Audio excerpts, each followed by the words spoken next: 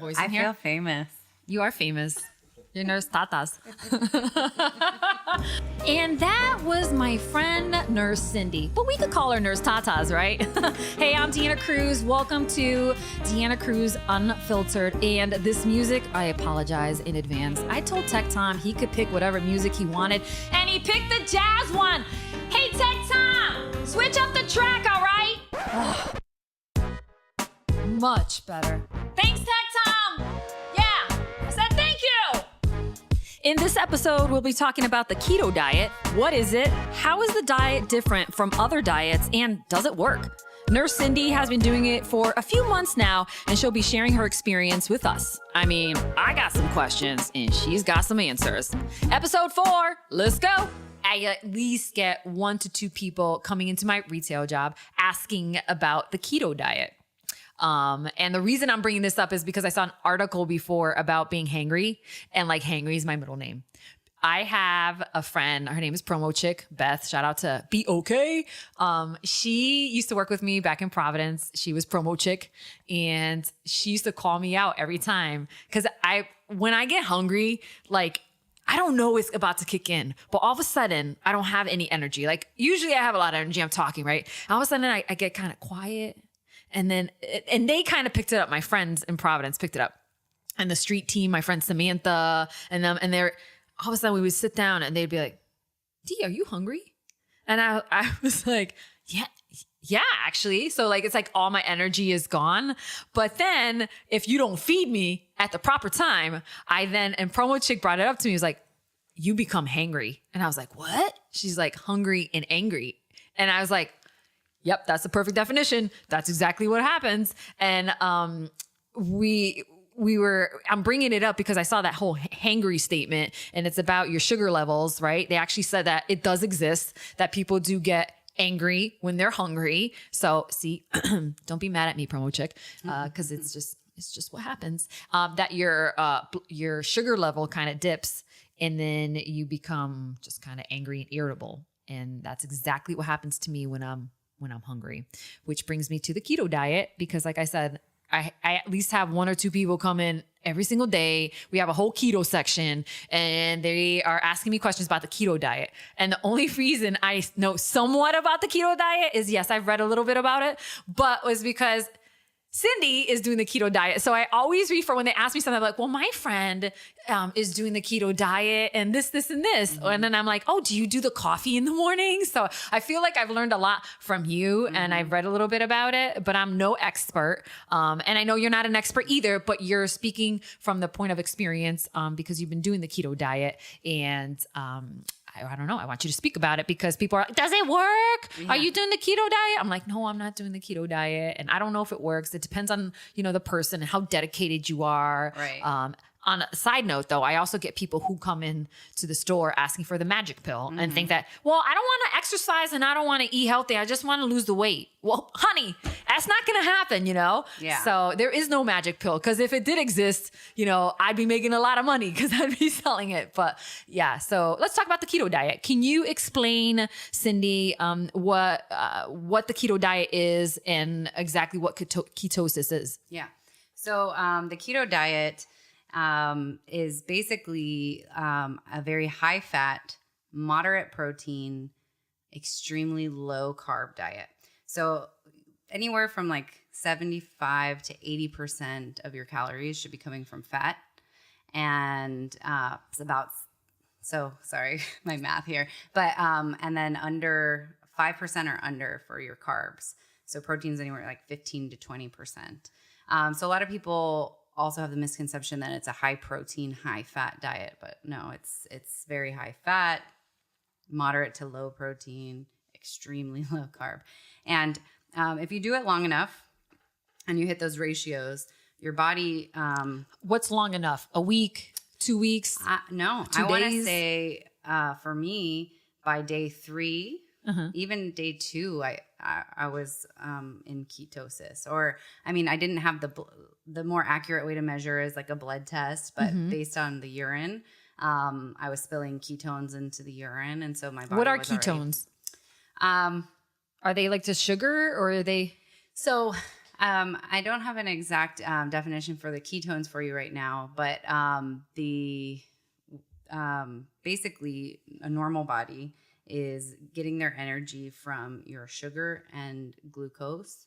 Carbs, correct? Yeah. Right. So your carbs are bringing in the glucose and the sugars. And so you're burning the energy from that. And that happens really fast. And that's also why you get the dips in energy, the hangriness, low blood sugar and all that. And so a lot of people who are diehard keto, they check their ketone level via blood as well as their blood sugars.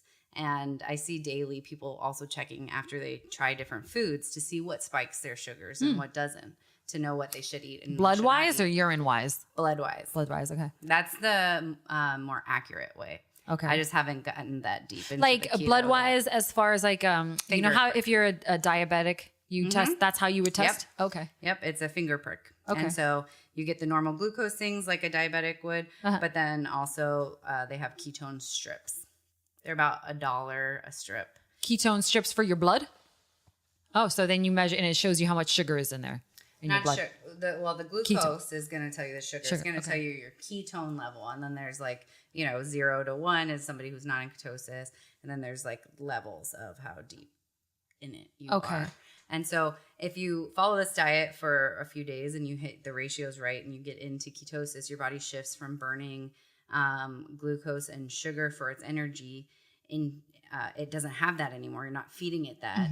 So now it is pulling its energy from your fat and your ketones, which I believe are coming from the liver.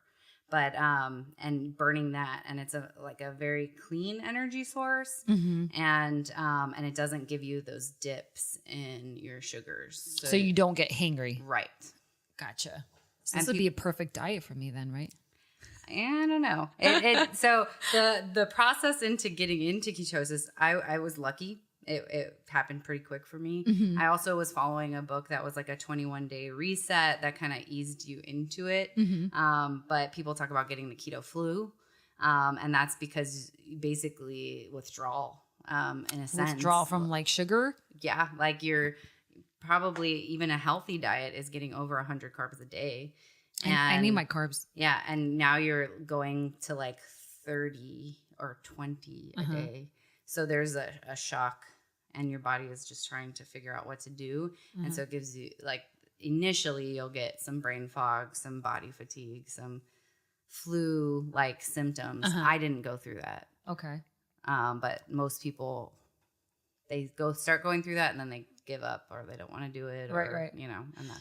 Now you talk about the fats. Now we're not talking about like frosting from from cupcakes and donuts. We're talking about good fats, correct? Right. Yeah. So is avocado, cheese, oils, nut butters, correct? Like ideally that is where you're getting your fat from. That's where you should be getting it from, right? However, a lot of people are seeing results with things that aren't even that healthy as long as it's fat.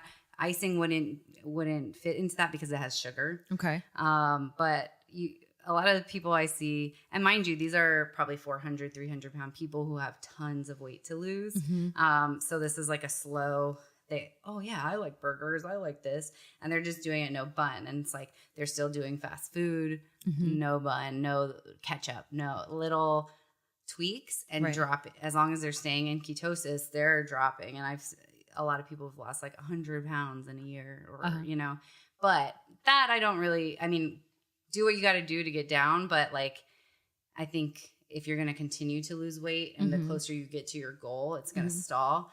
And you do want to feed yourself nutritious things. So I'm getting my fat primarily from nutritious sources like avocado. I add avocado oil to almost everything, even if it's already cooked. Then I throw it on top. I cook with grass-fed butter or ghee. I have my bulletproof coffee every morning, and that gets me about 30% to 40% of my fats for the day with that coffee.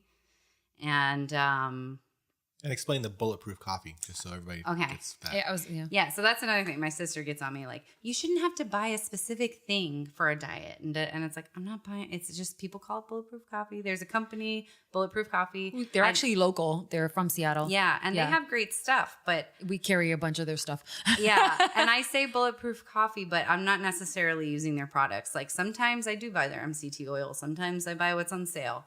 But you don't buy the bulletproof coffee per pound. Okay. No, it's just you use whatever coffee you want at this point. Right. It's like high fat coffee is really. So I brew and it's delicious, by the way. I tried it. I was over her house and she made it and she's like, here, just have a sip. And I was like, I would drink this. Yeah. So go ahead. The more I'm getting into this keto thing, I'm following lots of people on Instagram and getting little pointers on what they're putting in their coffee and stuff. And so what makes it taste good is I bought something from a company called like Primal, and they have these flavored things that are sweetened creamers, by right? Plant. Yeah. A powdered creamer, but it's a sweetener and a flavor, and the sweetener is plant derived. And so that's what I've been putting in it. That actually gives it a bit of sweetness. But mainly it is a coffee. I put like 1 to 2 cups because it's my Ninja. Mm-hmm. I put like a tablespoon of heavy cream. That's 0 carbs, high fat. A tablespoon of grass-fed butter or ghee, one or the other.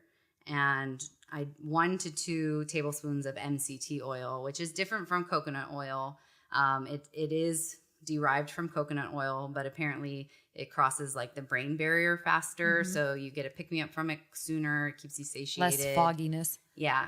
And honestly, it works for me. Like, so you mix all those and you blend it, right? Yeah. Oh, and I put collagen in there. Okay. So I do a scoop of collagen, and then I blend it. And you drink it warm. Yeah. Yeah. Yeah. Sometimes you got to heat it back up with all the things you put in it. Right. But I drink it warm, and the Ninja, dissolves everything. And then it comes with a nice thick foam on the top, so it looks like a cappuccino or something. And the butter is what really. We gotta make this next time. Next time we come here at Tech Tom. Yeah, we should. Yeah. Just gotta bring your Ninja. You don't have a blender here, do you? Oh, okay. I'll bring my Ninja. Yeah, bring your Ninja, and then we'll be sipping on some bulletproof coffee. Yeah, it is really delicious. Could you drink it cold if you wanted to? Does it separate? Do the fats separate? Yeah, okay, so that's why you need the blender to kind of blend it all together. Right. Gotcha. A lot of people that I follow, they use immersion. Oh, I have one of those. Frother. Yeah. So they just put that in and they do it. Okay. But I'm so used to just throwing everything in my Ninja, zapping it, for like a half a second, and then boom, foam. And that you said has like 500 calories almost. Yeah, depending on how much of everything you're putting in it. And right. I'm kind of, if I know I'm about to go work out, I'll put 2 scoops of the collagen in because it has protein in it. Right. And if depending on like what my day is, but like generally I'm at this point, you want to ease into how much MCT oil you put in it because it'll upset your stomach initially. Oh. Like bathroom wise, like you need to go to the bathroom. Yeah, diarrhea, but that's just like initially day 1, day 2. With any diet, you're gonna have some sort of reaction. It doesn't seem to make any difference on my movements now. But so I do 2 tablespoons, and one day I was running late to work. I couldn't make my coffee, and like it wasn't even mental because I don't think I thought about it that much. But like I felt crappy. Like I was hungry. I was hangry. Yeah, I was hangry. I could feel my energy low. And so, I don't know, I really like it. And I'll drink it at 6 a.m. And I don't eat lunch until 12 or 1 o'clock. And so it ties you over for a good. Yeah. So you can't have that coffee and then eat a full breakfast because it's 500 calories. Okay. So that is your breakfast. That's my breakfast. Just the coffee. And then how many meals a day do you think you eat?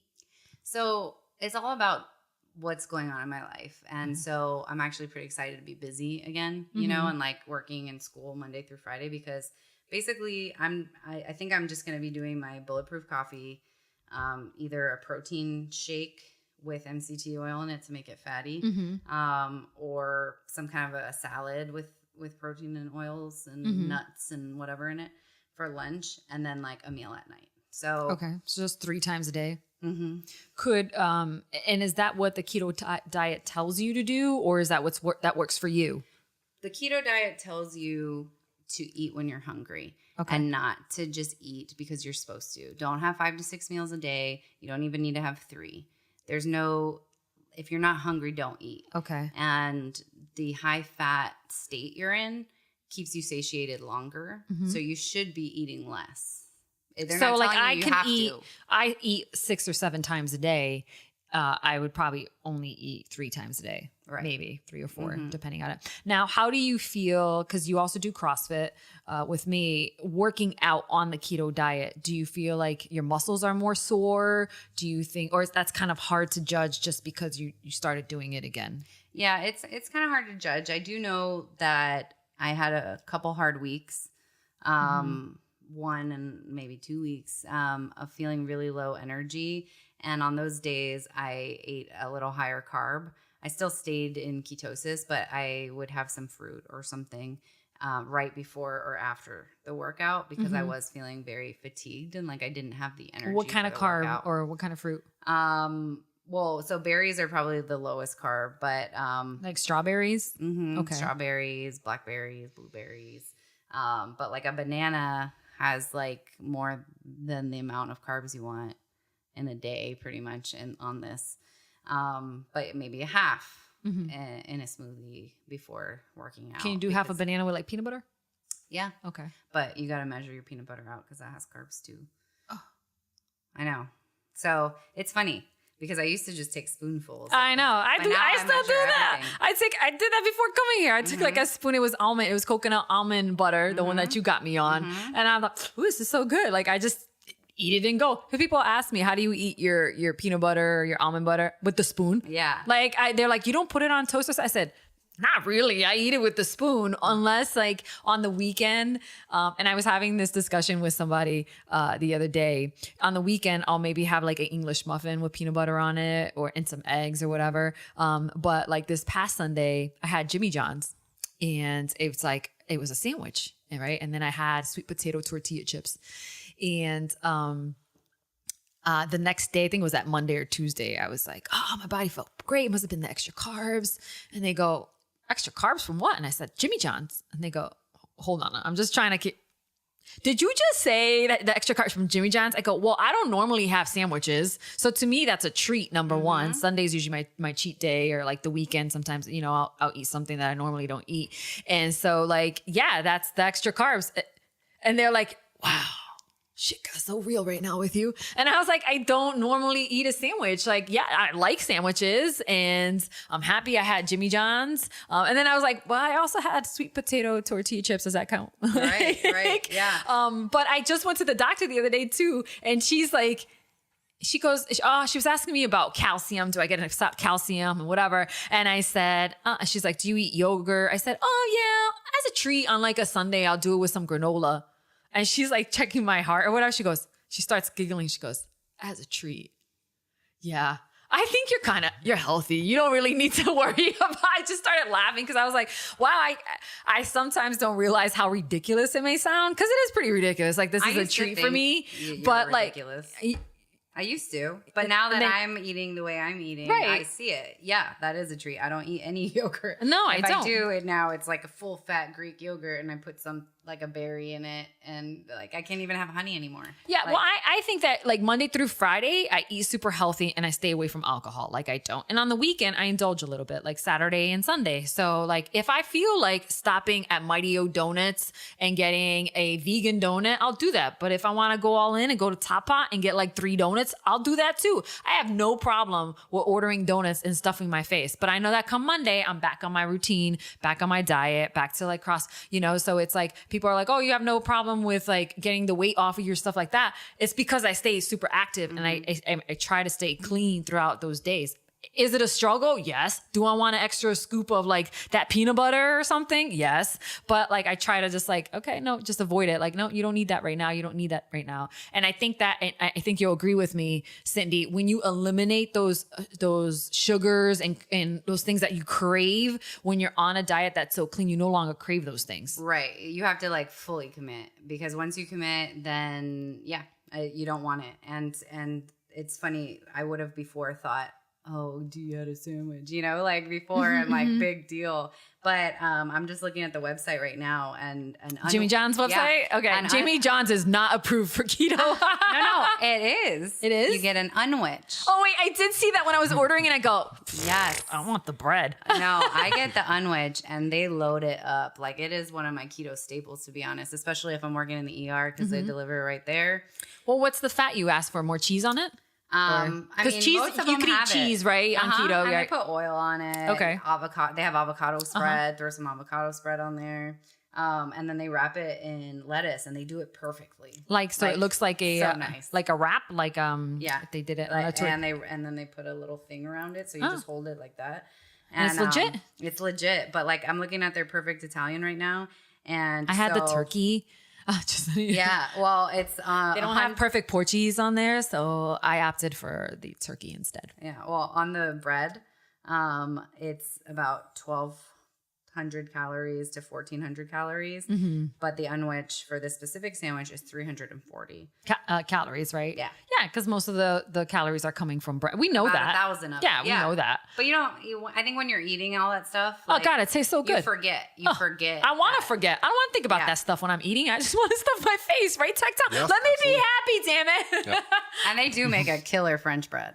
Yeah, they do. Which is because then there's also the option for whole wheat, right? And whole wheat has more calories than their French bread. But it's whole wheat, right? Nutrition. But then at the same time, I was like, nah, I want the French bread. Like I didn't opt for the whole wheat because I was like, you know what? If you're gonna do it the way make your heart's happy, right? And then and add some cheese on there. But so going back to working out, would you suggest somebody who, let's say somebody who's already working out, someone who's already going to CrossFit and then just wants to change it up and try the keto diet, do you think that they're gonna feel anything? So I feel like for someone like you or like somebody who's already very fit, very, I don't know if it's worth it, to be honest. Like, I mean, it came about in the 40s and it helped kids that had seizure disorders. And, if you look at Netflix now, there's a documentary called The Magic Pill. Yeah, I actually watched that. And it was very informative about how you can actually treat these kids with autism. I was going to say Asperger's and with their diet and keeping them very low on sugar and high on these fats. Right. Diabetes. They're coming out with a lot of neurological disorders. So it's like, I don't know. I feel like people are more sensitive to things than others. If you're healthy and your diet's working for you, don't do it. I mean, unless all of a sudden you're not feeling well and you want to see how you feel on this. Or maybe I just like fats, so I just want to eat more cheese. Yeah. And that's the other thing. And butters and like all that stuff. I got a lot of people who are like, oh yeah, you're losing so much weight. I want to do it too. And then they'll come to me in a week or two and be like, well, I gained weight. And I'm like, okay, well, what are you doing? And they're not following the plan. They're just eating fatty foods. And so you're not in ketosis. Your body's not burning the fat for your energy. You're just increasing your calorie intake and eating tons of fat. Like I tell anybody who's interested, read a book. This is the book I used. Which book did you use, by the way? Mark Sisson, 21 Day Reset. And it's very informative. So why did you pick that book? I'm sure there's a lot. Because I wanted to know more of the science. And I didn't finish reading And you're a nurse also. So Right. you could understand the body functions. And I used to do paleo and 30-day whole 30. And he's one of the pioneers with that stuff. Oh, okay. And he's now switched over to keto. He just needed more money. Maybe. He's like, I need to make more money. Let's try this keto thing, right? Well, and he's all about it. He's got all this science and background and explains it to you. And he's all about like, don't do this until you're prepared and you've done your research. Do you think that he's done these diets? Do you think he has? Okay. Is he like overweight? Is he someone super healthy? No. So there are people, and he's in the fitness world. Yeah. Who like how they feel better on keto. Okay.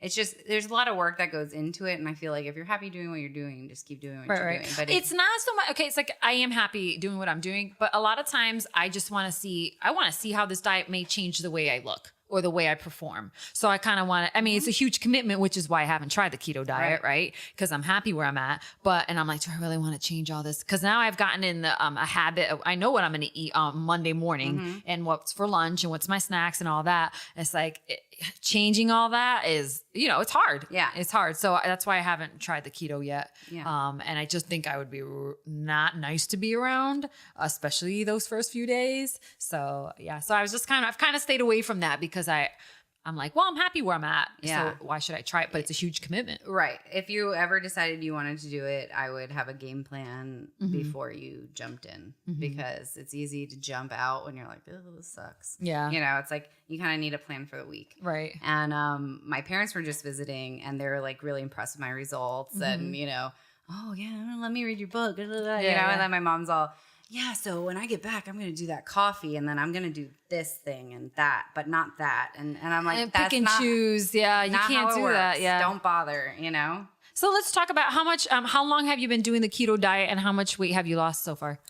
So I started in August. So I guess it's been 2 months. 2 months, right? Yeah, I started the 1st of August. And I'm at about 25-pound loss from April. And so I'd say April. Yeah, so I'd say about 16 pounds of it is from keto. And 8 pounds of it came off in the first 8 days. Stress? Well, yeah. My initial weight loss was the breakup weight loss and stress. But then, yeah, with keto, once I started keto, I lost 8 pounds in 8 days and I was in. I feel good. I like seeing the scale going down. And then now it's trickling a little bit. It slowed down a little bit, right? But the point is I've realized for me that I am going to be fighting with my weight my whole life. And I'd kind of thought that maybe I'd lose weight and then I was fine and I could stop thinking about it. But here I am again. I gained all this weight back and it's, and so I'm doing this as a lifestyle. I don't know if I'm going to stay keto for the rest of a year, right, or for the rest of my life, but I'm going to keep doing it because it's easy for me right now. And I'm losing, a good amount of weight. Even if it's just 4 pounds a month or 3 pounds a month, it's still going in the trend that I like. Right. And that was what I was going to ask on the whole thing is, I've only seen headlines on news articles, but there's people that are get out there and say, you can't do it forever. You can't do it. You got to do it. And then you got to stop and you got to get real. And is that true? I mean, can you make this a lifestyle? Yes, you can. And people like Mark Sisson in his book will tell you it's their lifestyle. It's, but I think if it's your lifestyle, you're doing it the healthy way and you're not doing double cheeseburgers, no bun from McDonald's. God, that sounds so good right now, right? Hey, Jeffster! To be fair, I do it here and there in a pinch. If I'm feeling I've been running around all day, I'm really hungry, at least I know that it's something I can eat that's not going to kick me out of ketosis. But that's not my staple diet. I'm trying to eat healthy. And I want to get my blood work done and then recheck it in a few months too, to see how my cholesterol is and stuff. But the book I'm reading, the guy says, a lot of people are following before and after, their cholesterol is going down. And it's really hard for people to grasp that when they're throwing all this fat at them. But we were trained or told that the standard American diet was the way to go. And that's really what's killing everybody. And, fat-free this, fat-free that. And, and fat is the devil. Fat is what's giving people heart attacks and strokes. And science is really showing us that it's sugar. It's not fat. Fat is good for you. Right. But I think everybody has that so beat down in their brain that they're scared to eat fat. Right. But also any dairy I have is full fat because if they make it fat-free, 1%, anything like that. There's crap in there. They're putting chemicals in to substitute for the fat they're pulling out. And so it's being comfortable. That's the other thing is if you're going to do this diet, you need to be comfortable with the fact that you're ordering full fat stuff. Yeah, that to me is kind of scary. Yeah. Yeah. And it's because for me too. Yeah. No, to me it's kind of scary because it's not that I do the non-fat stuff. I just avoid it. I don't do heavy creams. I drink my coffee black. So I don't really do, I love me cheese, but I don't eat cheese every day. I'll have it once. When I went to Portugal, I had it every day, but I don't have cheese at my house right now. And I'll have, like I said, I have peanut butter, and almond butter and nuts and more. Shout out to my people from Rhode Island, and send me some, please. So I have that. But as far as other fats, like I'll have avocado. I'll cook a lot with olive oil. But I don't have like fat that I'm, because I think, oh my God, I can't eat all that. That's like, Yeah, like I'm intentionally injecting fat. Yeah. Like I almost want to do keto so I can eat cheese every day, So I was like, oh, I'll have some cheese. Yeah. But yeah, I don't know. It's like I'd have to change my whole shopping list. And right now I know what I get. And it's like, I don't want to look for all these things. I'd been reading about keto for a while, like in the last several months or whatever. But right before June, I did like my hardest studying on it, and I saw all the things that you mentioned, and then the level of commitment you have to adhere to actually get into ketosis. I didn't know for sure if I was going to be able to do that or whatever. In June 1st, I decided to try and do something similar to that. What most got me excited about is if you just look up recipes online and you just put the word keto in front of it, you will find the most rad recipes. Yes. Like I found cheese stuffed hamburger balls with like all this stuff, and I'm like, oh my God, this is incredible. So then I take a look at what do I typically eat on a regular day? And so the first one, beer. I drink too much beer. So scratch that off the list. Is there something else? Can I get away with not drinking for a little while? Or can I drink something when I choose to drink? It isn't beer. It isn't loaded with carbs. And then the other thing was sugar. I'm like, where am I getting most of my sugar? Well, I enjoy fruits, and you can't eat too much. You can get the fruit shake. You can't do any of that. So scratch that off. And then into coffee, I would put Splenda or Equal or whatever. And I know it's all Stevia. Yeah. You can do stevia. I do stevia. and I've heard of that, yes. But I decided to cut that out because it's not really necessary. I enjoy a good cup of coffee, so I don't need to have that in there. So then it became through the entire month of June, it was like you say, a moderate proteins. I didn't get crazy on the proteins, but it was nice to be able to find recipes with chicken, with beef, and be able to make these really kind of decadent food or whatever, and really taste so rad. great Oh, because man. there's all this fat in it too, Yeah. So. Yeah, I thought it was great. And then doing that, and then mostly I think I don't ever know if I got into ketos. Like I could imagine I didn't, because I didn't follow this religiously, and you have to be on it to be into it. But I did notice that cutting out the carbs helped a lot, and then also getting past that, like you had mentioned, Dee, about the eating because you think you need to eat or eating because you're hungry. Right. And so once you kind of get to that realization, this is the way I feel when I'm legitimately hungry. Like my body needs to have food. And if you get into that, you can bring your caloric intake down Right. quite Lower, a bit. And I think eating a healthy, balanced diet without getting too crazy on carbs or any of the garbage they put into foods now, and then keeping your caloric intake down, I mean, it all works itself out. Right. So, Yeah. You mentioned about drinks. Yes. And like I'd say out of all my friends, the one that probably drinks the most is Cindy. So when she first approached me about keto and she's like, I'm doing keto, I'm like, you can't drink. And so she tried really hard. So yeah, tell me a little bit about your drinking experience on keto. What can you drink? What can't you drink? So I have noticed that when I do drink, I don't really lose weight. Okay. I was weighing myself pretty much every day. I told you to stop. Yeah, Don't do that. I took the scale out of the bathroom this week. I told her to stop and I started doing it. Yeah, I took it out, but it's like, every day I'd be looking at it, be down. I drink alcohol. I wouldn't be down. I wouldn't necessarily gain weight, and I'd check the urine, and even though that's not the most accurate, it would show me I'm still in ketosis because I haven't been going crazy. I tend to overindulge sometimes. And with alcohol? Okay. Like one drink leads to 2, leads to 3, leads to 4. Leads to the whole bottle. Right. Yeah. Especially if her dad's around. Yeah. Well, yeah. Or, it's easy to twist my arm. Yeah. And I loved, before this diet, margaritas. Yeah, that was your margaritas are high in calories Super and high. high in sugar. Super high. I've never liked margaritas. My friend Alicia really likes margaritas, and I'm always like, oh, how do you drink that? Like, it's so heavy to me. So what I'm doing now is getting tequila with like a splash of club soda, and then the rest water and a few limes. And I'm just squirting those limes in there, mixing it up. It's obviously doesn't taste like a margarita, but it's close enough for me. And I bet if I had a margarita like now, I wouldn't tequila. like it. Yeah. Yeah. Or It would probably make you sick. Yeah, I bet it would. And I'll have old fashions, and I still love wine. And wine has a lot of sugar, though, right? Well, or no? It does, but I don't know. From what I read and stuff, if we're just looking at the carb content, it's like probably like 4 to 5 carbs for like a glass of a dry red or white.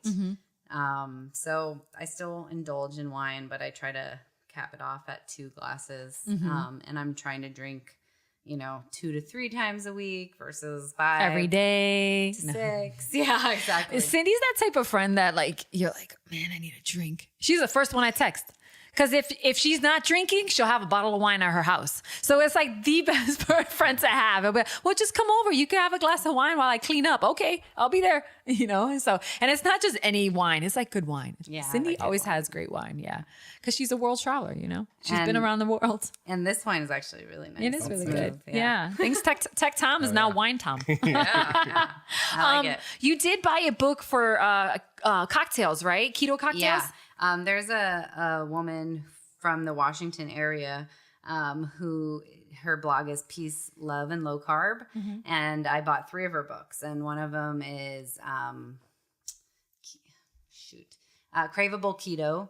And then there's one that's like 30 minutes. What's craveable keto? Like foods? So Like it's just dinners? her main cookbook with snacks, salads, breakfast, Mm-hmm. dinners.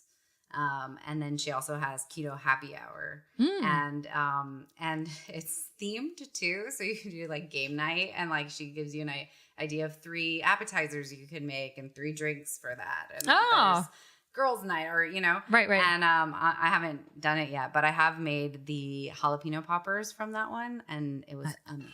Yeah, I don't like jalapenos. Oh my god, You would like that? Oh, yes. Oh, yeah, that's too spicy for me. so good. Yeah, I'd like to like taste my Yeah, food. but when you take out the seeds and stuff and then you bake it, so it's like less. And then you rub spicy. your eyes and then you can't see. Well, don't and do you that. start crying. We should do the cocktails on air Yes. one day. Yeah, the keto cocktails and I'm just into try it. them out. I know you're into it. But it has to be done on a Sunday so I can drink. No, I'm just joking. But yeah, we should totally try it out and probably invite her. What's her name again? Do you remember her name or is it just Kendra Holly? Okay. Yeah, we should have her on and she can bring the alcohol. Do we need blenders and stuff too or no? For certain ones, I think. Yeah? I actually haven't really made many of them. If I'm You just did home, the jalapeno pop, but you haven't done any right. of the. If I'm home, I'm trying not to drink. Like if I'm home by myself, I'm not really drinking anymore. Uh-huh. It's just my social occasions because I've got a weak spot for. Now, does the keto diet? Does this girl have like a keto diet? Not diet. A keto dessert book because like desserts is very important too, right? Yeah. No, there's So- desserts on both, and I haven't Okay. made desserts. Okay. either. So, Well, you call me when you make the desserts. Yeah. Yeah. And I'll come over with a bottle of wine and we'll try out the desserts. Yeah. So. Yeah. Well, because you can have cream cheese. There's like See, I'm not huge on cream cheesecakey cheese. type things. Yeah. I freaking love it. I'm not big on cream, but I'll try it. I mean, I'm not, why not? But the guy, Mark, in his book, he talks about when you're first doing keto for the first month or 2, you really should cut out most sweeteners, even if they're Yeah. plant-based. Desserts, even if, they're within the realm of the keto diet, just to kind of get rid of those urges and to like get in better habits. Now, you mentioned that you had done the Whole30 paleo. This is the first time you do keto. Which one do you think is working better for you? I guess I would say keto, and I don't know if that's just because I have short-term memory or Right. what. Paleo did work well for me. I remember finding it harder to stick to. Paleo? Yeah. Yeah. Mainly because I thought of alcohol. Like if you're doing the Whole30, that's You just can't a have full any cheat. alcohol. Yeah, that's a full cheat. All these things, So it's like I couldn't break it. Whereas I don't feel like I'm cheating on keto is like this glass of wine, but it's not really cheating. It's not going to kick me out of ketosis. I'm already deficient in my calories for the day. Yeah. Because the coffee has kept me satiated and I've limited the amount I've eaten. And because I dragged you here to do the podcast. Right, I'm yeah, sorry. I I haven't should have had brought you dinner. some cheese. Yeah. Cheese. Yeah. What am I thinking? But I'm not starving, and so that's the difference. Well, now I'm getting hungry. Yeah. Well, don't worry. Tom's making you dinner. Right? Tech Tom is, he's got his chef hat on right now. That's why when I texted you, like, hey, I'll put some cookies in the Oh oven. my You're God. It's like, nope. no. Nope. I go, no. Because imagine walking in here and you're hungry and you smell fresh cookies in the oven. I'm like, no, don't do that. Although Jeff Sturz never asked that. I never suggested to do that. Yeah. I see who's a true friend. Yeah. Well, and it's funny that you say the whole thing about being addicted to things, or when you cut it out, not needing it. Because when I worked in the ER, and once I started letting myself eat things and stop, you know, it went from like a treat to like, this is how I eat again. Right. There's like a corner where you go to talk to the doctors, and everybody puts treats there, or if they bring food, they drop it off there. So there's always donuts and whatever. And one of the local bakeries drops off stuff at the end of the day. And sounds like heaven right now. And so it got to the point where every day I worked, I would look and I would grab something.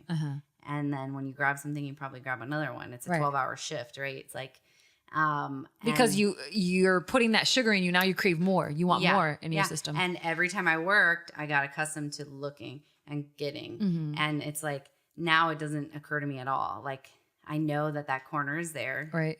And I don't want to look. And if I do look by accident, I can still walk away from it. But I know that the problem is once I decide to go in on it, that's when I'm going to start to unravel or fall apart a little bit. Like, you can have cheats. And somebody told me it's actually, once you've been in ketosis for a while, like, you should follow it for like a week and have one cheat day, or 10 days and have a cheat day. And, you know, but like the few little cheats I've done here or there, a few bites of pasta, a quesadilla the other day, it's actually kind of made me feel a little sick. Yeah. And then I'm like, oh, I don't want any more of that. Right. I don't have that problem when I eat donuts. Like, but I do crave more donuts. That's because your body knows it's going to get a donut on Sunday. No, actually, I haven't done donuts in a while. I need to go back and just have my overindulged days. Because we were talking about once it's out of your system. When I went to Portugal, I changed my diet completely. Like, I just didn't even. You're like, oh, this Portuguese food, which is, you know, they're heavy on the salt. And so when I came back, I was just craving, like, I just want healthy food, you know, or just going back to my regular diet. And I didn't even want to see any sweets in front of me because I had eaten everything that was, you know, that was presented to me in Portugal. So, but yeah, since I've gotten back, I haven't had, and I've been back probably for 3 weeks now, I think, or a month. 3 weeks. I haven't had that cheat day. Usually it's like I reserve myself and I'm waiting like Sunday and I'm like, oh, I'll have this. And I already know what I want. Like, I'll be like, I want a cupcake with some ice cream and, you know, but I haven't felt like that because I've eliminated it from my system. But also I like going on vacation, going to Portugal, breaking my routine, because then when I usually come back, I'm not craving the afternoon coffee pick me up. Like, I am not craving, because I've now changed everything again. So now you're just kind of getting back to eating healthy. And now I don't really care for the coffee in the afternoon, for like this, you know, the donut on the weekend. I just kind of want to get back to my norm. So, but I'm sure that'll kick in again. Give me a couple weeks. What is your norm? Do you mind sharing that with us? I don't really follow. I don't have like a, I feel like I haven't talked about. Can I say what your norm is, or what I think your norm is? You can say it, but then I'll correct you. I'd like to know, like, you wake up, you get out of bed. Where's my first off, I always have breakfast. Okay. I'm somebody who, if I don't eat, I can't function. Like, it's the first thing on my mind. It's my I'm already hungry and I can't concentrate on anything until I eat. So go ahead. What do you think I eat? Some kind of omelet or oatmeal. It's usually eggs. Yeah. So egg whites. So I kind of eliminated the yolk because I was having so many eggs. I was probably having 6 to 8 eggs a day. Wow. So then got my cholesterol tested. This was 2 years ago. No, about a year and a half. And my cholesterol was a little high. And I said, that's it. I'm cutting out the yolk. And I cut back on the eggs as well. So egg white omelet at what time? No, I don't do, so lately I've been just doing egg whites, and then with strawberries and blueberries. And then I'll have some almond butter on the side. Okay. Like just a spoonful almond butter. Yep. So I'll do it with coffee, black, and then I do my stevia and then collagen in there. What time is that? Maybe 7:30, 8, depending on the day. Okay. But yeah, I normally have that as my breakfast. Why are you laughing at me? No, I think of you with your Ziploc bag. Yes, I still do that sometimes. I know you do. Yeah. Which she always has hard-boiled eggs in. Yes, I have some in my fridge. Yeah. She pretty much always carries like tuna pouch. Yep. High protein. Yeah. What else do I see apples. you carry around? Apples. And some sort of nut, like almonds. That's Yeah. usually what I carry around. Yeah. So I'll do that when I have more of a regular schedule. Right now, my hours are all over the place. So when I have that 9 to 5 job or whatever it is, then I can plan my meals. And so I usually set. So to me, what's always worked for me is I can plan my meals. So that's why switching to a different diet would just be kind of stressful at first for me, because I'm so used to this diet right now and my meals that I already know what I'm going to be eating, that to switch to a different diet now, it's like your whole kitchen is different, right? So now how am I supposed to plan for it? And so I basically eat almost every 2 hours, every 2-3 hours. If I normally should be every 2 hours, if I wait a little, then I get very hangry and irritable. And, I need something because I feel like my blood sugar dips a lot, right? So I need that to kind of pick me up again. My snack is usually... And so snack is after 7:30 or 8? Like you've had your about 2 breakfast. hours later. Okay. So like 9:30, 10. Okay. And then usually before going to CrossFit, if I was going to 11:30, but then I'll do either 2 eggs or 1 egg, depending on, Okay. So I'll do 1 egg, and then I'll do some protein. So I'll do an egg or some turkey, and then a couple slices of apple, not a whole apple, just a couple slices of apple with a scoop of peanut butter. What do you do with the rest of the apple? Oh, I cut up the apple beforehand. Don't just throw it away. No. You know how those little things that you could cut the apple and it breaks up to slices? Yes. So I'll She'll take get 2 to slices. it. She'll eat it again later. Yeah. But I put it in a Ziploc bag. Setting, Okay. Yeah. Yeah. In that setting, she's having like she's 2 slices. Yes. 2 slices. pushing of apple. those slices off for later. Yeah. So then I'll do that. And then for lunch, usually I'll have it depends on the day. On Monday, I usually have a soup that I've already made. That's like low carb, but it's chicken broth. It has chicken in there with celery, and cabbage. Cabbage replaces the noodles. And then I'll do, celery and carrots and then chicken. That's for lunch. Then I'll do another snack, which would be another protein. So it could be a tuna packet, which you've seen with, again, apples and almonds. And then I'll have dinner, which could be steak with Cauliflower rice and asparagus. Yesterday I had pork chops with like kale and avocado. So it depends on the night, but that's usually. And then sometimes, like today, I'll probably have another snack before going to bed, just because I had dinner at like 5 o'clock. So, Wow. but yeah, it's usually every 2 hours, 2-3 hours, but constantly like feeding my body. Like it's constantly like, give me food. She eats healthier than anybody I know. And always had. Like that's her standard. She's not on a diet. That's what she It's my eats. lifestyle. It's just how my lifestyle. I noticed that, okay, so when I first started CrossFit, I tried out the paleo diet. And I was living in Rhode Island at the time. And I noticed that first year and a half, a lot of the women in CrossFit, we were like happy that we were gaining muscle, but we just didn't feel like that lean. So we were kind of frustrated with that. And we thought maybe it was the paleo diet. So like I said, I tried it out. And it was cool. It was fine, but I didn't feel like I was looking like I didn't look like the way the effort that I was putting in. Does that make sense? So I was hoping that I'd look leaner, but I was feeling a little just a little heavier. So then I started seeing, he wasn't even a nutritionist. He was some guy who owned like a protein shop and was like, try this, da, da, da, blah. And it was like, here, this is your body fat. And it was those handheld devices and it was terrible. And I was like, after about 6 or 8 months, I'm like, this is stupid. What is going on? At the time I was dating this guy who had an actual nutritionist. And he was like, screw this, go see him.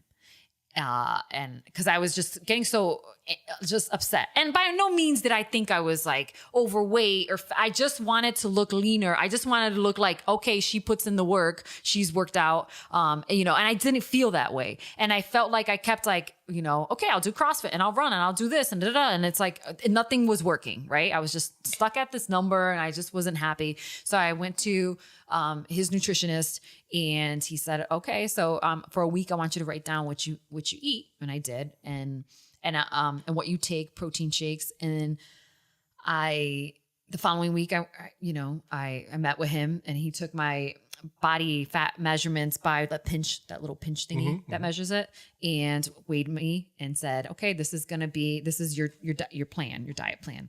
And basically he was like, don't get mad at me, but I'm going to take you off of your protein shakes. And I was like, why would I be mad? And he was like, because most CrossFitters are. And I said, I hate those protein shakes. Like, I didn't like the way they taste. I've never have. And I was like, I just started it because people were like, well, you need to have protein after your workout. So that's what I did. And he was like, I want you to get all your calories and all your nutrients from real food. So this is going to balance it out. And this nutritionist, he's very smart. He actually,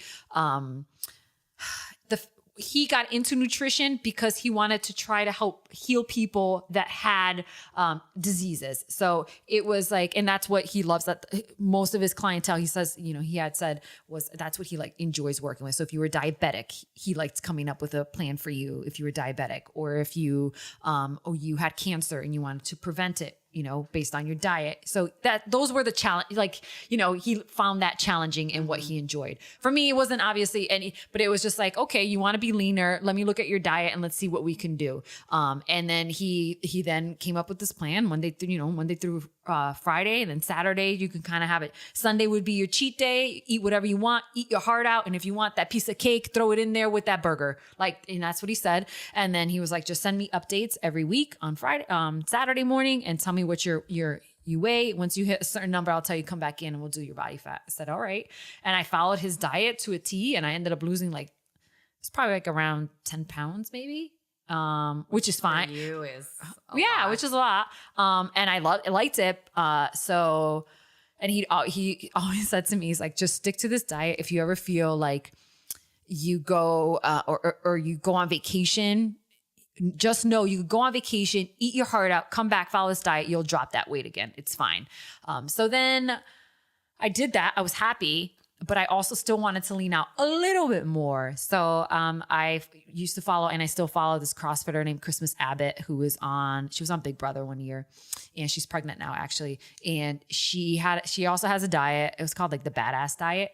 And she had 3 options in there. It was one was to lean out. The diet was to lean out. The second one was if you were in competition mode and you wanted to gain muscle and be at your best. And the other one was just to maintain. So I tried the lean out one, and I all of a sudden I really leaned out. It was because even people who I worked out with were like, gee, what have you been doing? What's the name of that nutrition guy? And I was like, so I've been sort of following more of her diet. And I have toyed with the idea, like I said, switching my diet, but probably going back to the one that nutritionist gave me, because that one was more filling, more, and honestly, the difference in weight is probably 2 or 3 pounds. Yeah. To be honest though, based on what you said you're eating, Mm-hmm. you probably could do keto pretty easily. Right. Obviously you have to give up the donuts. Which Yeah, you can have if you do cheat day, here and there. I could just look at them. Just lick them. Just lick them. I like those donuts. You're pretty much eating all the foods that are in keto. Yeah. You just need to add more fat to it. Right. So cook it with an extra tablespoon or 2 of butter, or your but I tuna, wonder if throw in a tablespoon of avocado oil or and an avocado. Yeah. And, it does. Your diet actually doesn't need to change that. The steak with the cauliflower rice, right. Just cook it in butter. Right. So that's why I'm wondering, would I even notice a difference on keto or not? I don't know. Well, it's the fat part, right? Getting into ketosis where you would I don't know. But yeah, I don't know. But yeah, so the Badass Diet, the one that I had seen, the one with eggs and whatever, what Christmas Abbott does and did in her book. And I've been following that probably ever since I've come out here. Yeah. So 3 years now. But sometimes I'm like, I'm ready for a change. And we go back to this nutrition diet, which is had more carbs. It had oatmeal in there. It had, so you feel a little bit more. I felt like I had more energy. And that's why. So even for workouts and stuff, but I think that I have now trained my body to be able to work without those extra carbs. Right. Does that make sense? Mm-hmm. So, but if I were running a race and I was going to sign up for another marathon or half marathon, I'd totally introduce the carbs back in there.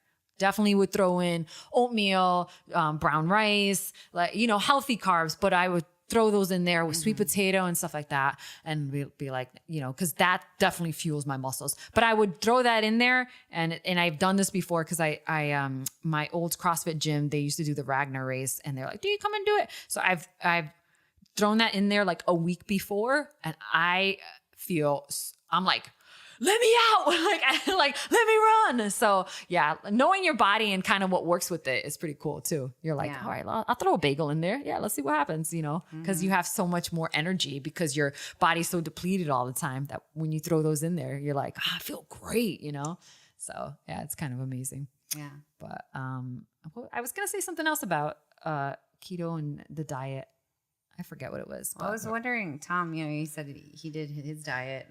Did you see good results from just the small changes you made? Before that, when I first met Tom, he was like a different man. He had long hair. You had dreads, a lot heavier. Yep. And man, when did I first meet you? Probably 2 years ago, maybe. Sounds yeah, right. because I didn't meet Jeff when I first moved out here. But yeah, you were a lot heavier. And then I remember Jeff being like, Tom cut his hair and everything. I was like, what?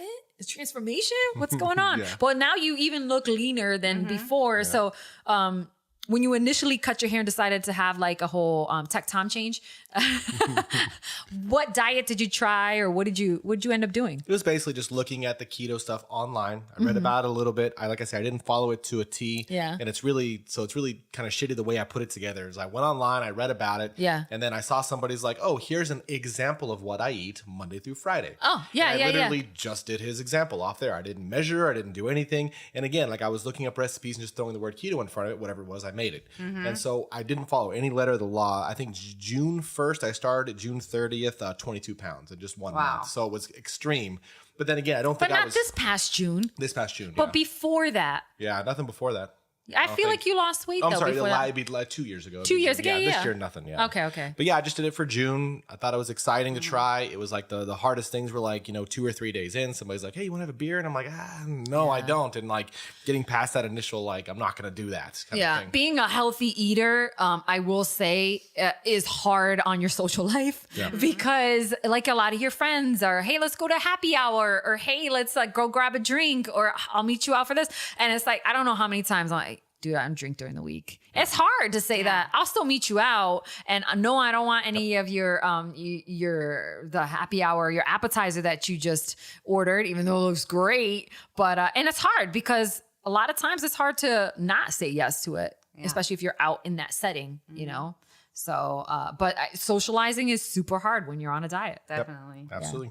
Yeah, I followed the descriptions they left on the things I read, and I think my day started with just a spoonful of butter and a cup of coffee, and I drink that, get to work, order another cup of coffee. I wouldn't have anything for lunch. Have another cup of coffee in the afternoon, so I'm 3 cups in, and then I'd come home and it would be chicken and vegetables, or it'd be hamburger and cheese, and something like that. But I tried to stay away from the carbs, stay away from the sugars and stuff. But at the same time, I didn't restrict myself. What I liked about the things I read was they gave me a list of snacks. And I'm like, oh shit. So if I'm hungry, I can eat this list. And if I can eat as much of it as I want to some degree, and I'm going to be fine. So I loaded up. Yeah. You had those the other day. Yep. So I've done the pork rinds. I've even ground them up and used them as breading for stuff because they work really great for that. They kind of stink when you're working with them, but they taste great. Sounds like we need to cook together. Yeah. Next episode. Yeah. Then the lots of beef jerky, lots of cheese, like string cheese and sticks of cheese was great. I ended up cutting up. I'd buy the bulk cheese, cut it into blocks, put it in the fridge. And I even had Jeff and Dan, my other 2 roommates, like, hey man, if you guys are hungry, just dive into that thing of cheese, man. It'll be good for you. It's better than the other crap you might eat. And so, right. Yeah, it was good to have in the fridge. But just, mostly it was a snack foods, because I find that if you're adhering to any kind of diet, especially anything that reduces calories, you're going to inevitably get hungry and you're going to get hangry. So what can you reach for in a pinch that you don't have to make? You don't have to do anything with it. I can just shove in my face and solve that problem. And so having a list of those really cool snack foods, I think just was the good thing. And then when you work in retail too, you need something quick kind of that you can pop in your mouth and just, that's instead of like, you can't sit down all the time and unless you're on your break, but still. That's what I said. I did the shitty thing why I didn't follow anything. I just didn't eat at work. I didn't eat throughout the entire day. The guy, like the book that I followed, like his whole thing of easing into it so you don't get the keto flu is exactly what you're doing. It's like, don't eat these things. Yes, eat these things. Yep. Okay. Once that stops working for you, now start paying attention to how many calories you're eating. Start restricting. But initially it's eat. If you're hungry, eat, and but don't eat this. Yes, eat this. Yep. Have you ever kept track on like My Fitness Pal on how many calories you have per day? Yeah, you do. Do you do that on a daily basis? Yeah. And do you go in there and change the percentages of like how much fat? Can you do that on the MyFitnessPal? I'm not using, I thought MyFitnessPal was a little hard for me to maneuver when it came to the keto stuff. Okay. And so there was like something called the Keto app. Oh, okay. I think it was like $5 for the year. Oh. And so I bought it because somebody recommended it, and it's so easy, and it shows me my percentages. It shows me my goals. You can manually change your goals, but based on my height, weight, BMI, and sorry, I'm trying to think. BMI, it gives you. Somebody get her the MCT I know oil. it's the end of the day. It gives you your goals and how many calories you should eat for weight loss and whatnot. And I mean, it's surprisingly high, although I do weigh a lot. So like, I think mine's like I think it came out to 2,200 a day. And I've manually put it down to 2,000. Okay. And I'd say most of the time I'm coming in at about 1,800. 1,800 calories. People will ask me how many calories. I don't know. Yeah.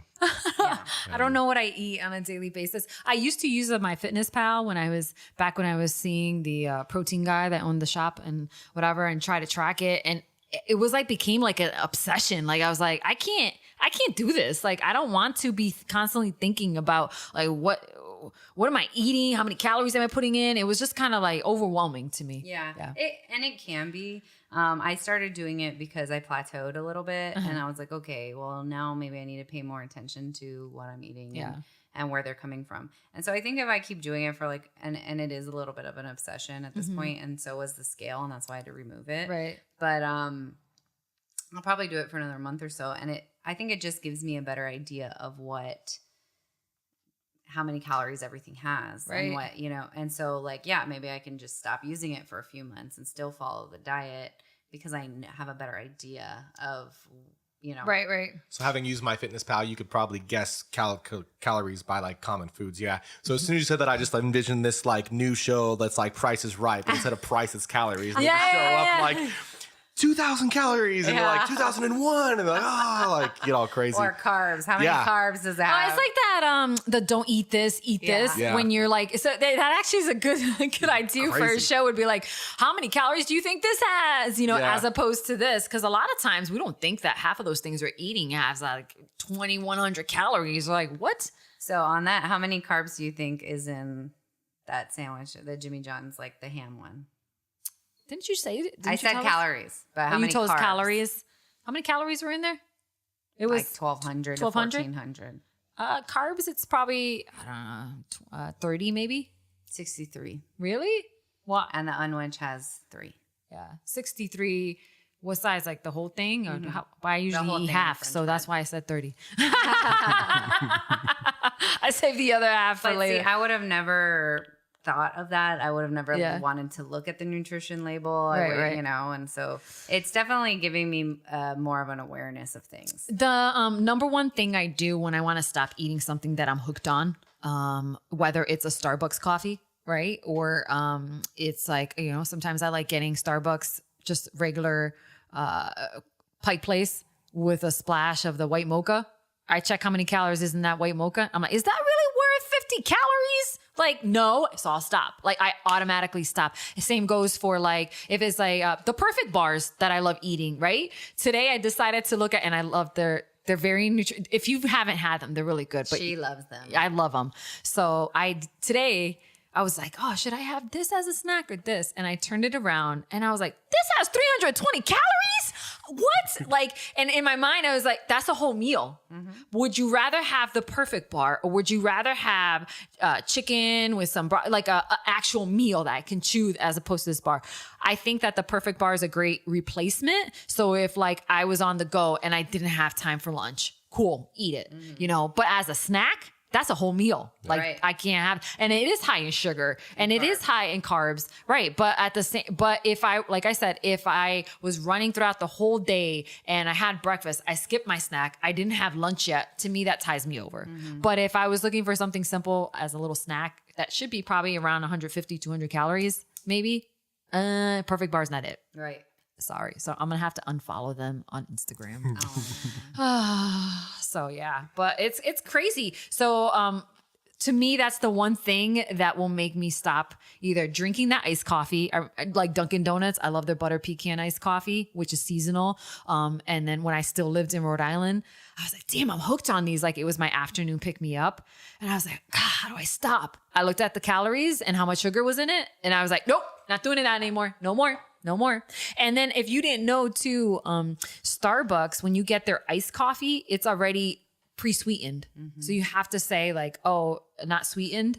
And then if you look at the amount of sugar in that too, it's crazy. Like I was like, wow. Their simple syrup. Their simple syrup has like, the sugar in there too. So you just have to be aware of these things. Because I also read a book about, I think it's called The Sugar Addict or something. I forget. But it was where all these sugars are hidden that you don't realize in salad dressings, in like ketchup, in mustard, in like, all these little things that you're like, oh, just add this on there. And you're like, what?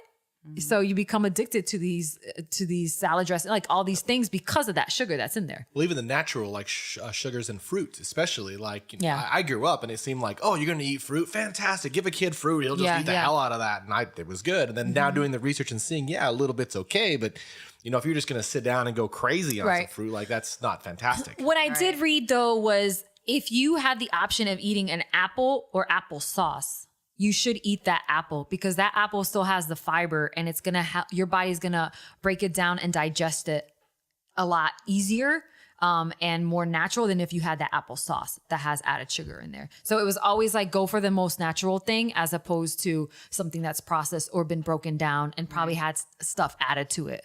And so that's how I kind of view it. Like if I'm going to have an like some sort of fruit, it's going to be in its natural form. If I want that mango, I'm going to have that whole mango, as opposed, if I want banana, I normally just do half of a banana actually. Or I'll do it on a weekend when I'm indulging with my oatmeal and cut it up and put it in the oatmeal. But yeah, it's funny where all those hidden sugars and all those things are. And you're like, what?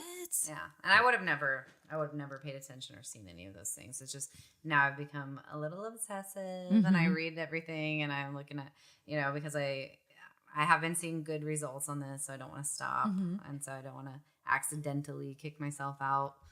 And so having been on the keto thing for such a little while now. 2 months, right? Yes. We said. So how would you explain to somebody they should start? Let's say somebody, has been seeing the name, seeing the word pop up. They've been reading the headlines. They don't know where to start. Where would you say is a good place to begin this journey, so to speak? Right. So because I knew of a couple people doing it and I asked them where I should start and they told me that book, I tell people the book, 21 Day Reset, because he gives you a 21-day plan to ease you in before you go keto.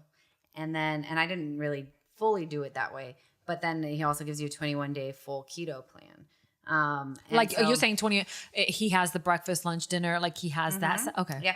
Yeah.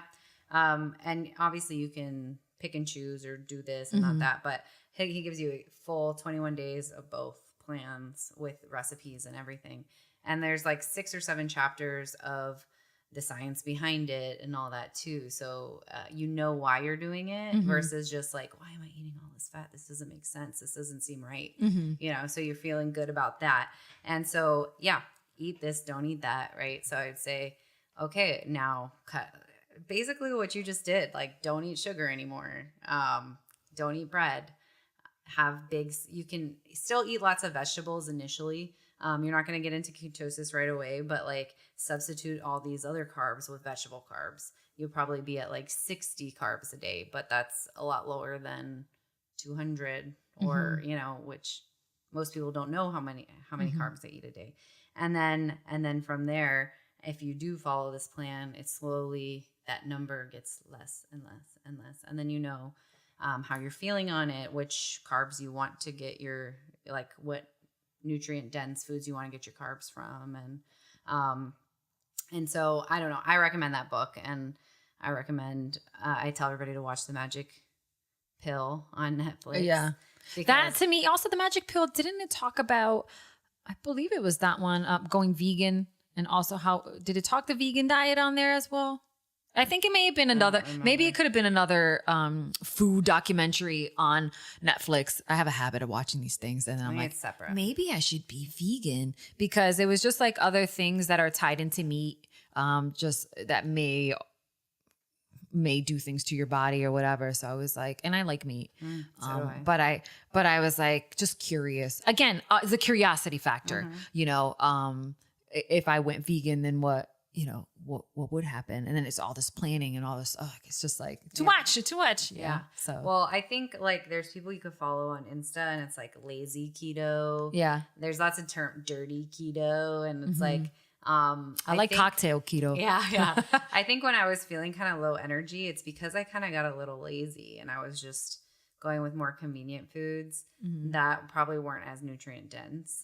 And like, I don't know, this week I feel great. And like last night I had grilled, what kind of fish was that? Trout with broccolini, like a good amount of both. Yeah. I'm about to go over your house for dinner. Yeah. With like a basil butter pesto thing in it. And it was so good. But it's like right now I find myself craving the healthier fats where initially I think as a treat to yourself, you're like, I'm cutting out all these things. Like I'm going to indulge and have these super decadent things. And, you know, I'm trying to go a little lighter on the cream on my coffee in the morning. But at the same time, I feel like if I put in a full tablespoon or 2 tablespoons, it sustains me longer too. So it's playing around with it too. And just, you know, but initially going in for it, do your research and eat this, not that. Don't count anything initially, you know. Calories and fats, you're saying. Right. Okay.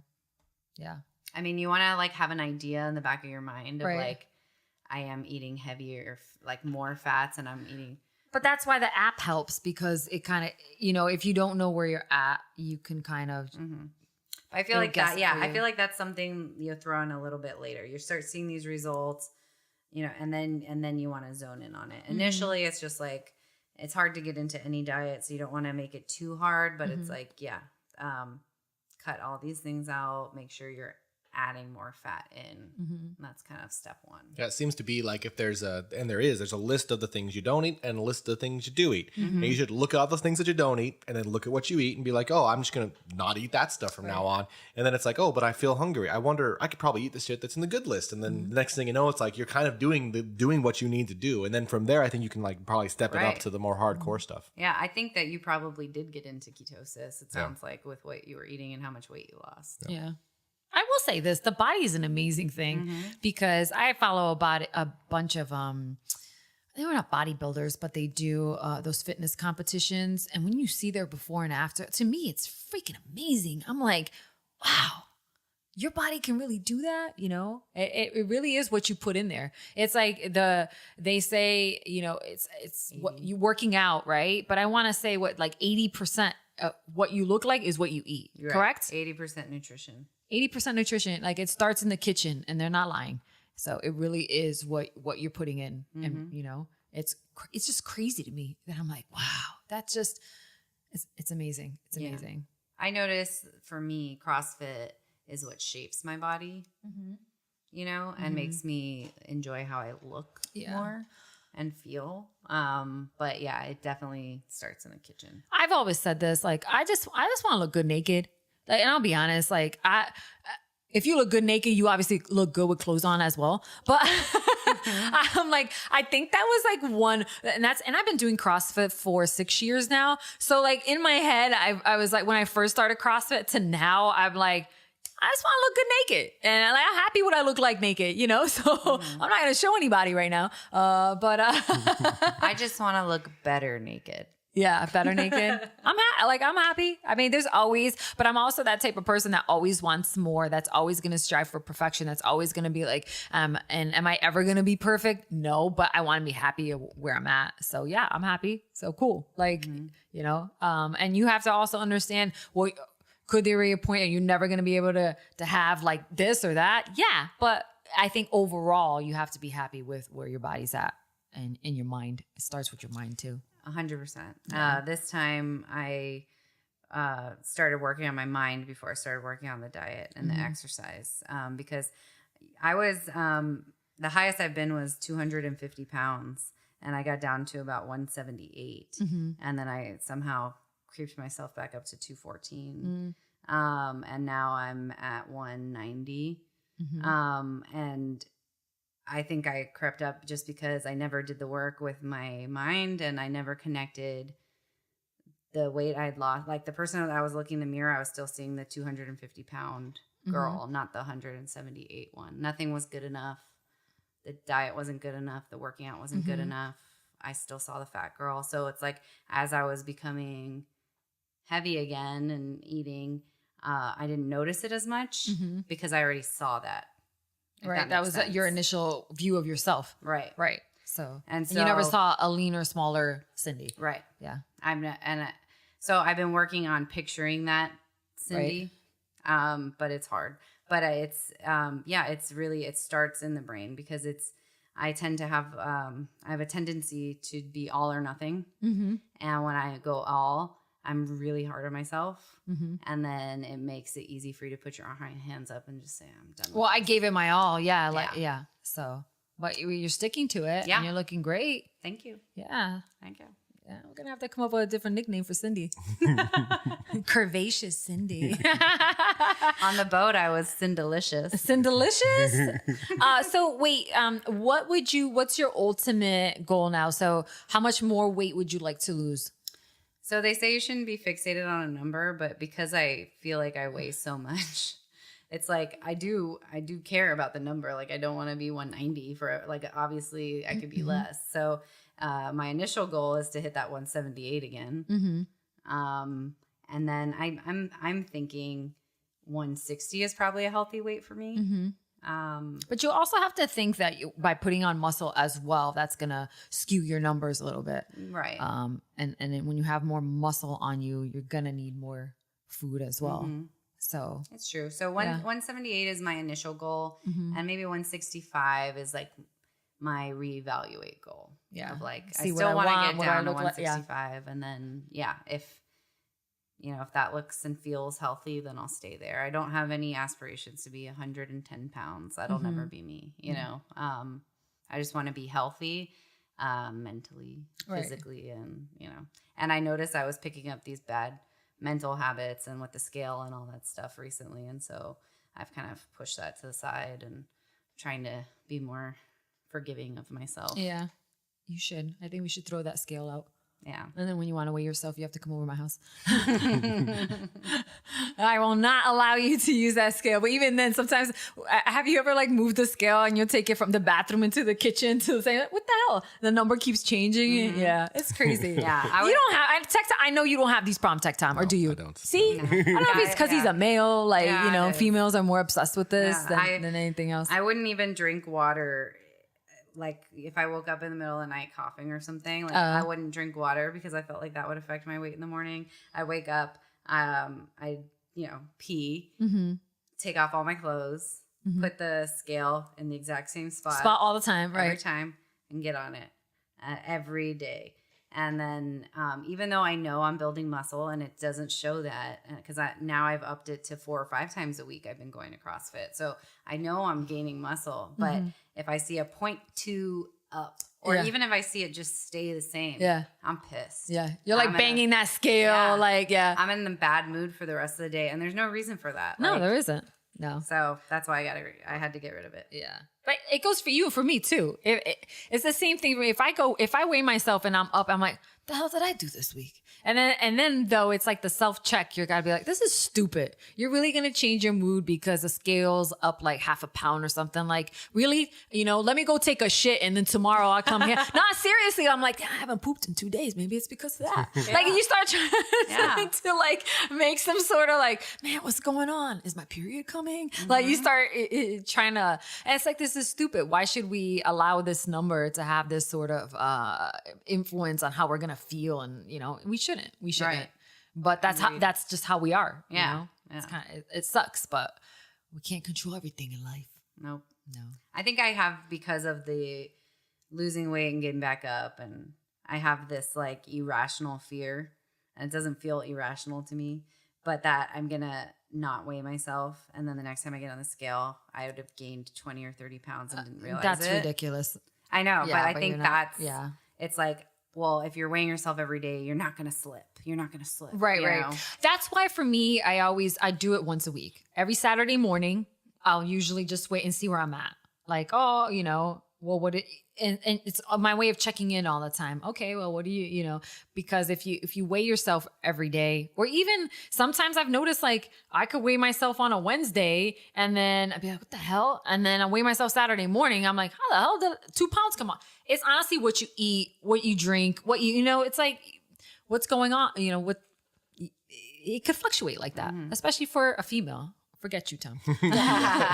We hate tech, Tom. He lost 22 pounds in a month. I know. That's crazy. I would never do that. That's just impossible. Well, you don't for have me. 22 pounds. Yeah, like it's just like really impossible. But yeah.